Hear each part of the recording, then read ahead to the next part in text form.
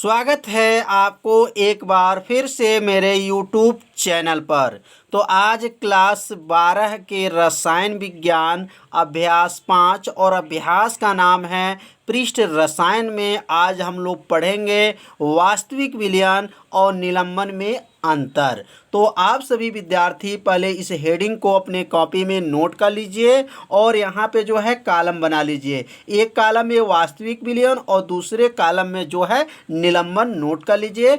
अब इन दोनों में अंतर क्या है, तो बहुत ही आसान अंतर है, बस थोड़ा सा आप ध्यान दीजिए, आपको अंतर अच्छे से याद हो जाएगा। पहला अंतर है कि वास्तविक विलयन में कि यह समांगी होता है। जो वास्तविक विलयन होता है वह क्या होता है, समांगी होता है, और निलंबन जो होता है वह विषमांगी होता है। पहला अंतर कितना आसान है, तो यहाँ लिख लेंगे कि यह समांगी होता है। समांगी विलयन लिख सकते हैं, समांगी होता है, और यह लिख सकते हैं विषमांगी होता है। तो यह समांगी होता है और इसमें लिखेंगे पहला जो है कि यह विषमांगी होता है। कितना आसान अंतर है, यह विषमांगी होता है, विषमांगी होता है। तो पहला अंतर आप सभी विद्यार्थी समझ लिए होंगे। दूसरा जो अंतर है, इसका अणुभार जो है कम होता है। वास्तविक विलयन का जो अणुभार होता है वह क्या होता है, कम होता है, और निलंबन का जो अणुभार होता है वह अधिक होता है। तो यहाँ नोट कर लेंगे इसका अणुभार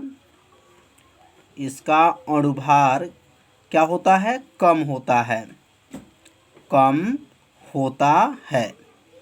तो दूसरा अंतर भी आप लोग को समझ में आ गया होगा कि इसका अणुभार क्या है, कम होता है, और इसमें लिख लेंगे दूसरा में इसका अणुभार क्या होता है, अधिक होता है। इसका अणुभार अधिक होता है, अधिक होता है। तो दो अंतर आप लोग को अच्छे से समझ में आ गया होगा। अब तीसरा अंतर है, इसमें परासरण दाब अधिक होता है। तो तीसरा अंतर है, इसमें परासरण दाब किसे कहते हैं, आपको विलयन चैप्टर में बताया जा चुका है। तो परासरण दाब क्या होता है, अधिक होता है, अधिक होता है। तो इसमें जो परासरण दाब अधिक होता है, तो इसमें जो क्या हो जाएगा, तीसरा में इसमें परासरण दाब कम होता है। इसमें निलंबन में ध्यान दीजिएगा, परासरण दाब जो है क्या होगा, परासरण दाब कम होता है, कम होता है। तो यह अधिक होता है, तो यह कम होता है।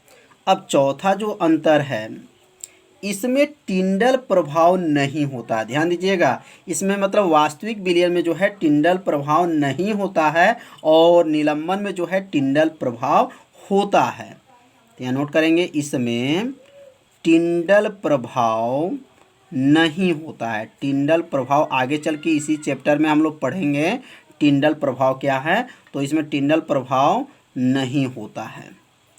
और इसमें जब नोट करेंगे कि इसमें टिंडल प्रभाव होता है, कितना आसान है।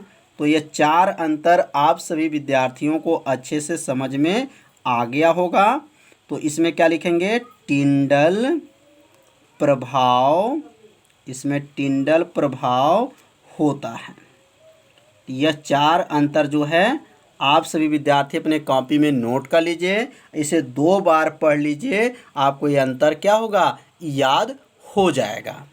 अब अगला जो अंतर है बहुत ही आईएमपी अंतर है। तो अब आप लोग हेडिंग नोट कर लीजिए कि भौतिक अधिशोषण और रासायनिक अधिशोषण में अंतर। तो और 2 कॉलम बना लेंगे, पहले कॉलम में लिखेंगे भौतिक अधिशोषण और दूसरे कॉलम में लिखेंगे रासायनिक अधिशोषण। ये भी जो अंतर है बहुत ही आसान है, बस थोड़ा सा आप लोग ध्यान दीजिए, अंतर आप लोग को अच्छे से समझ में आ जाएगा। तो पहला अंतर है कि यह उत्कर्मणी, ध्यान दीजिए, भौतिक अधिशोषण में यह उत्कर्मणी प्रक्रम है। मतलब यह जो है अग्र और पक्ष दोनों दिशाओं में जो है यह संपन्न होता है। तो यहाँ पहला लिख लेंगे कि यह उत्कर्मणी, यह उत्कर्मणी जो है प्रक्रम है। मतलब अग्र और पक्ष दोनों दिशाओं में यह होता है। तो यह उत्कर्मणी जो है प्रक्रम है। और यह जो हो जाएगा यह अनुत्कर्मणी, मतलब एक ही दिशा में यह संपन्न होगा। यह अनुत्कर्मणी, अनुत्कर्मणी प्रक्रम है, प्रक्रम है। कितना आसान है। यह उत्कर्मणी है तो यह क्या है, अनुत्कर्मणी है। अब दूसरा जो है इसका जो अंतर है, इसकी प्रकृति विशिष्ट नहीं होती है। मतलब भौतिक अधिशोषण का जो है प्रकृति जो है विशिष्ट नहीं होती हैं और इनकी जो प्रकृति होती हैं वह विशिष्ट होती हैं। तो दूसरा अंतर लिखेंगे, इसकी प्रकृति, इसकी प्रकृति विशिष्ट नहीं होती हैं, विशिष्ट नहीं होती हैं। यह दूसरा अंतर हो गया। और इसमें लिखेंगे इसकी प्रकृति विशिष्ट होती हैं, इसकी प्रकृति, इसकी प्रकृति क्या होती हैं, विशिष्ट होती हैं, विशिष्ट होती हैं। यह दो अंतर हो गया। अब तीसरा जो अंतर है, यह अंडर वाल्स बलों के कारण उत्पन्न होता है। भौतिक जो अधिशोषण होता है यह अंडर वाल्स जब बल होते हैं इनके द्वारा जो है उत्पन्न होता है और यह रासायनिक बंध द्वारा उत्पन्न होता है। तो यहाँ अब लिखेंगे तीसरा, यह वांडर वाल्स बलों के कारण,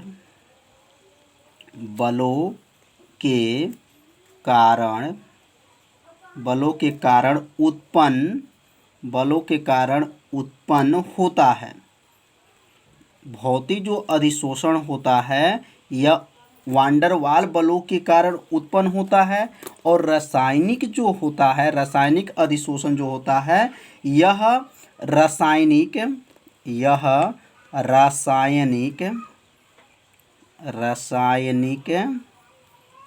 बंध बनने, रासायनिक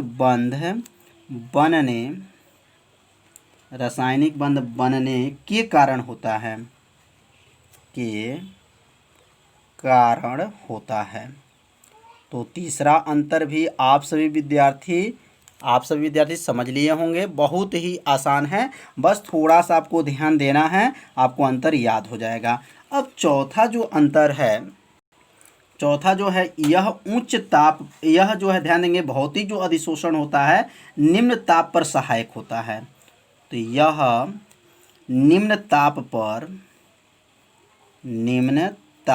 पर सहायक होता है, सहायक होता है। तो यह जब निम्न ताप पर सहायक होता है भौतिक अधिशोषण, तो रासायनिक अधिशोषण क्या होगा, तो रासायनिक अधिशोषण जो है यह उच्च, ध्यान देंगे यह निम्न ताप पर है तो यह क्या हो जाएगा, उच्च ताप पर। तो यह लिखेंगे यह उच्च ताप पर सहायक होता है, सहायक होता है, सहायक होता है।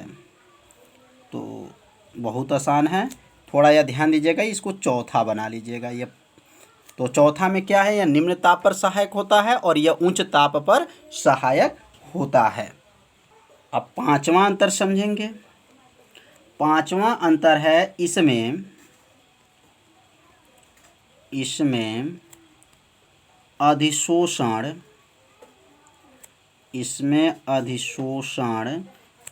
की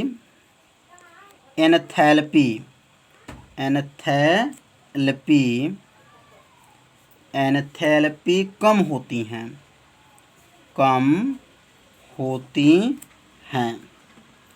इसमें जो अधिशोषण का जो एंथैल्पी मान होता है वह क्या होता है, कम होता है। लगभग कितना होता है, तो यहाँ लिख सकते हैं लगभग 20 से 40 किलो जूल मोल इनवर्स।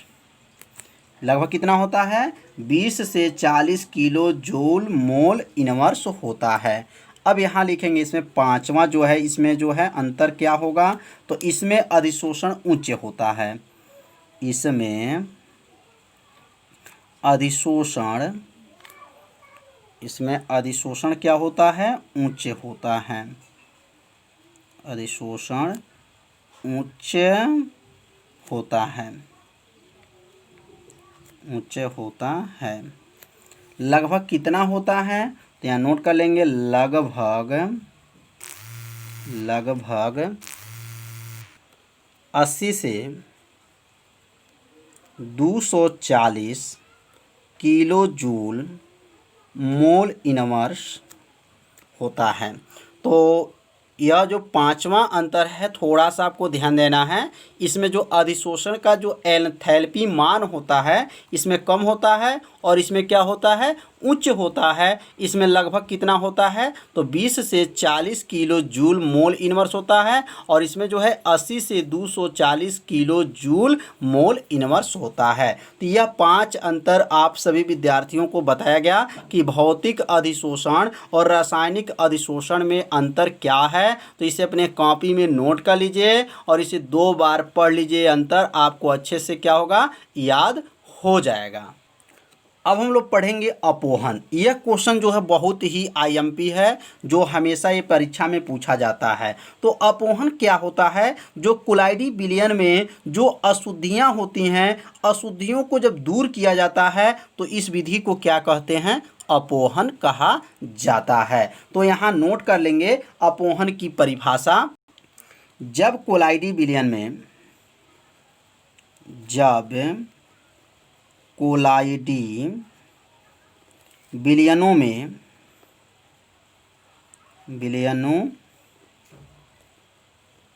में विभिन्न प्रकार की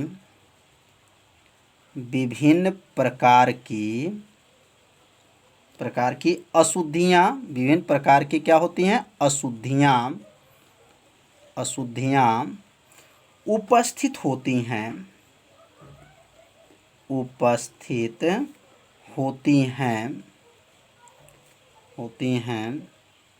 तो अपोहन विधि का प्रयोग करके, अपोहन विधि का प्रयोग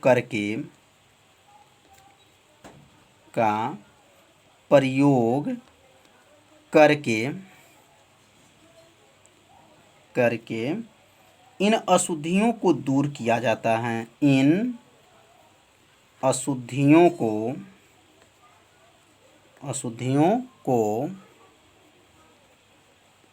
दूर किया जाता है। तो कितना आसान परिभाषा है। जब कोलाइडी विलयन में जो विभिन्न प्रकार के क्या होते हैं, अशुद्धियाँ होती हैं, इन अशुद्धियों को क्या किया जाता है, दूर करने के लिए किसका प्रयोग करते हैं, तो अपोहन विधि का प्रयोग करते हैं। इसको आप दूसरे भाषा में लिख सकते हैं, पार्चमेंट जो झिल्ली होता है, तो पार्चमेंट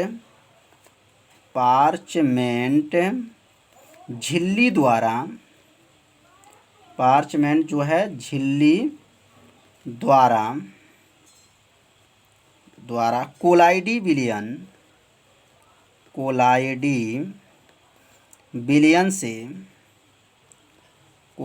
विलयन से उसमें उपस्थित घुले हुए पदार्थों को निष्कासित करने की विधि, निष्कासित करने की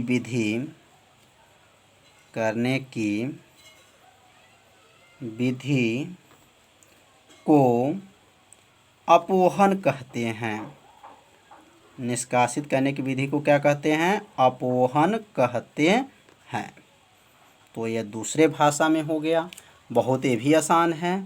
तो यह दूसरा परिभाषा क्या होगा कि जो पार्चमेंट झिल्ली द्वारा कोलाइडी विलयन में से उसमें उपस्थित घुले हुए पदार्थों को क्या करना है? निष्कासित। निष्कासित मतलब बाहर करने की विधि को क्या कहते हैं? अपोहन विधि कहा जाता है। तो अपोहन विधि का अर्थ यह हो गया कि कोलाइडी विलयन के अंदर जो अशुद्धियां होती हैं उस अशुद्धियां को दूर करने के जिस विधि का प्रयोग करते हैं उस विधि का नाम क्या है? अपोहन होता है। तो अपोहन क्या है आप सभी विद्यार्थी अच्छे से समझ लिए होंगे।